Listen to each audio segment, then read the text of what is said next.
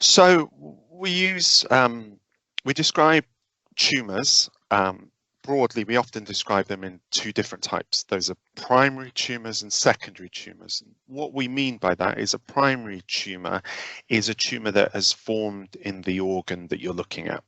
So tumours can form in any organs of the body. They can form commonly in the lungs or in the breast. They can form in the GI tract, so in the bowels.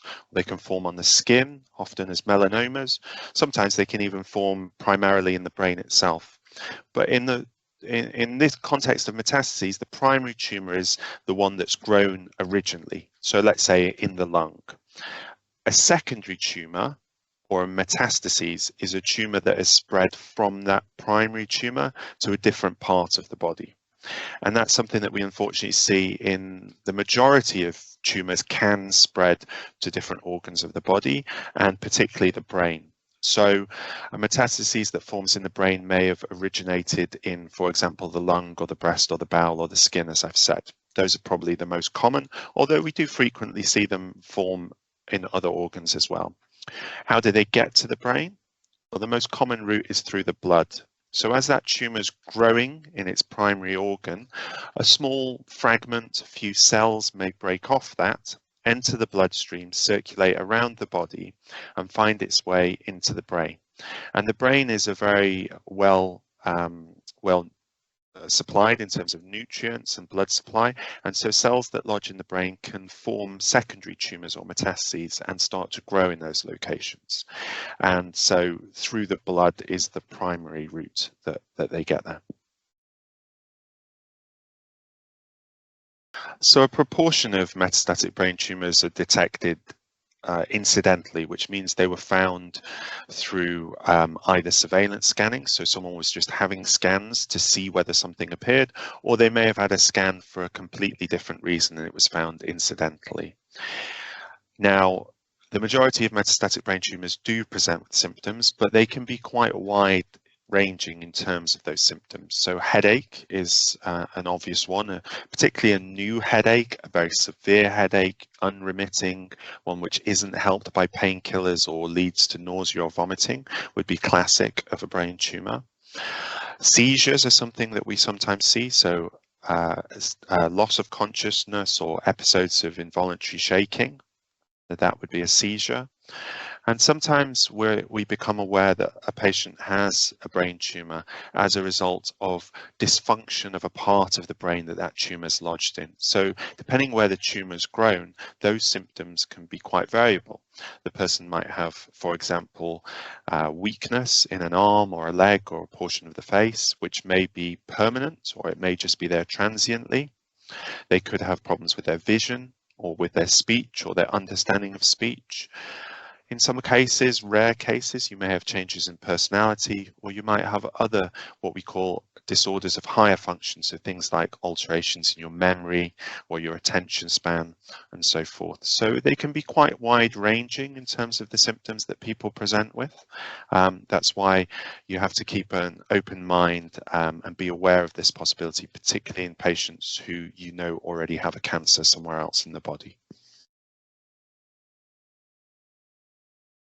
So the primary way that a metastatic brain tumour in the brain would be diagnosed is through neuroimaging. Most commonly a CT scan, which is a type of X-ray of the brain, or MRI, magnetic resonance imaging.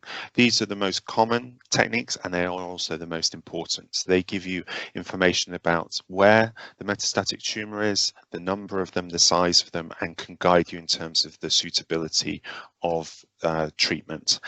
It's also important in cases where they are detected to get information about the stage of tumour if there is one in another portion of the body. So if we know, for example, the patient has a primary tumour elsewhere, they may need to be restaged, which means reassessed in terms of that tumour. Has it come back, or is it still there? Has it grown? Has it spread anywhere else in the body? So this often involves further scans. These might be CT scans of the chest, abdomen, pelvis, for example, or they might be PET scans of the body to look for tumours elsewhere. Well, thankfully, we've got a range of options to treat metastatic brain tumours now, many of which can be highly effective.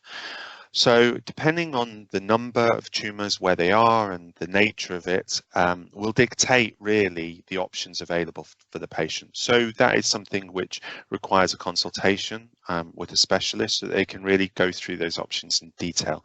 But broadly, the options are generally divided into radiotherapy-based treatments. So it may be the right thing in some cases to do an irradiation, which will aim to control or kill the tumours in the whole brain. So that could be irradiating the whole brain, that's whole brain radiotherapy, or a portion of the brain, which is focused or conformal radiotherapy.